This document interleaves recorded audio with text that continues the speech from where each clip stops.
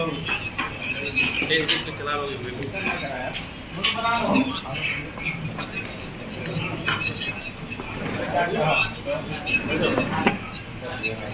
ऐसे में कैलाश मानसरोवर की मुक्ति और तिब्बत की आज़ादी के लिए प्रयासरत भारत तिब्बत समन्वय संघ राष्ट्रीय कोर परिषद की 2 दिवसीय बैठक संत कबीर नगर में आयोजित कर रहा है। इस बैठक में संगठन के कार्यों के विषय में चर्चा होगी, संगठन के कार्यों की क्या दिशा हो, किस तरह से हम इस कैलाश मानसरोवर की मुक्ति के आंदोलन को जन आंदोलन बनाएं, इस पर चर्चा होगी। उद्देश्य क्या है? उद्देश्य हमारा यही है कि कैलाश मानसरोवर, जहाँ पर हिंदुओं को जाने की अनुमति सिर्फ इस वजह से नहीं मिल पाती है क्योंकि चीन का वहाँ पर कब्जा है। पहले थोड़ी बहुत अनुमति मिलती भी थी, परमिट मिलता था लाखों खर्च करने पर, तो आधे रास्ते से कई बार यात्रियों को वापस भेज दिया जाता था, वहाँ तक पहुँच नहीं पाते थे।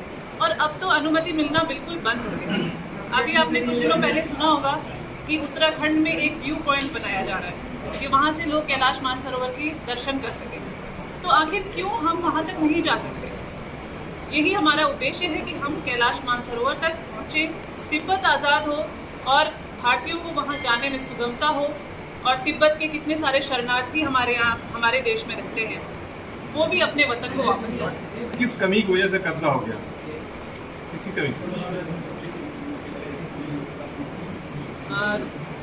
इसके बारे में इस विषय में मुझे लगता है हमारे पास विशेषज्ञ हैं, रॉ के चीफ हैं एनके सूद सर, वो इस विषय में ज़्यादा अच्छा बता पाएंगे।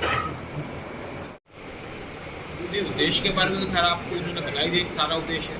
एक्चुअली क्या है कि जो हमारा डिस्प्यूट चल रहा है चाइना से डिस्प्यूट कोई नहीं है। डिस्प्यूट हमारा तिब्बत से, और तिब्बत ने कहा कि हमारा कोई डिस्प्यूट नहीं है। इसके ऊपर तिब्बत ने पहले कह दिया था कि जो हमारे दोनों कंट्री का बॉर्डर है, हम इस जो मैकमोहन लाइन है उसको एक्सेप्ट करते हैं। चाइना का कोई रोल नहीं था, चाइना ने तिब्बत के ऊपर कब्जा कर लिया। तिब्बत के कब्जा करने के बाद चाइना ने डिस्प्यूट शुरू कर दिया, और इतने साल तक हम कुछ नहीं करते थे। चाइना हमारे ज़मीन में कब्जा करके बैठा था, 1962 से बैठा था, उससे पहले बैठा था, फिर भी क्या था वो स्लाइसिंग करता था कुछ तरीके से।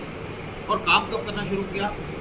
जब पीएम मोदी पावर में 2014 से पहले हमने जो पूरा तिब्बत का एरिया है या लेह लद्दाख का या अरुणाचल प्रदेश का, वहाँ पे कोई रोड्स तक नहीं बनाए, कोई फैसिलिटी नहीं थी। और जब 62 का वार हुआ तब भी हमारी जो सेना थी सिर्फ कुछ दिन पहले पहुँची वहाँ पे, ना उसके पास आर्म्स थे, ना एमुनिशन था, ना गर्म था, एक गोला शेड हो गया। जबकि वहाँ टेम्परेचर चलता है -20 डिग्री, -30 डिग्री, और बहुत से सैनिक तो हमारे इसी में मारे गए। 10-10 गोलियाँ दी गई थी एक आदमी को, ना तोपें थी, ना प्लेन यूज़ किए। तो एक हिसाब से हमारी सेना का इन्होंने वहाँ पर मर्डर करवा दिया, और ये नेहरू की नीति थी, क्योंकि नेहरू ने कोई बॉर्डर के ऊपर डेवलपमेंट का काम नहीं किया। तो जब यहाँ पे कांग्रेस की गवर्नमेंट थी, पिछले कई सालों से बात हो रही थी यहाँ पे डेवलपमेंट करो, क्योंकि मैं भी रहा हूँ उस बॉर्डर के ऊपर। तो उस टाइम पे हमारे फॉरेन मिनिस्टर, डिफेंस मिनिस्टर जो थे ना, 2013 में उन्होंने पार्लियामेंट के अंदर कहा जी हम अगर वहाँ पे रोड्स बनाएंगे तो चाइनीज़ आ जाएंगे, कब्जा कर लेंगे, इसलिए हम रोड नहीं बना रहे। लेकिन अब रोड भी बन रहे हैं, वहाँ पे टनल्स बन रही है, वहाँ पे ट्रेन जा रही है, लेह लद्दाख में जा रही है, तमाम में भी जा रही है, और हमारी पूरी सेना खड़ी है चाइना के सामने। और चाइना हमको कहता था आप हमारी PLA को हटा के देखो।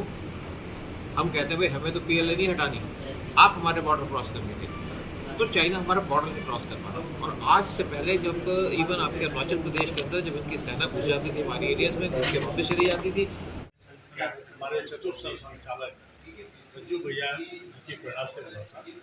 उनका ये मानना था कि चीन निश्चित रूप से पूरे विश्व पर अपने कुतुबों के द्वारा अत्याचार करेगा। बहुत पहले उन्होंने ये घोषणा कर रखा था कि चीन जो है पूरे विश्व को तबाह करने का प्रयास करेगा। तो किसी से छुपा नहीं है कि चीन ने कोरोना के माध्यम से पूरे विश्व में तबाही लाया, और इसका जो संगठन का निर्माण हुआ, भारत और भारतीयों के साथ साथ तिब्बत की सहायता तथा कैलाश मानसरोवर की मुक्ति के लिए किया गया।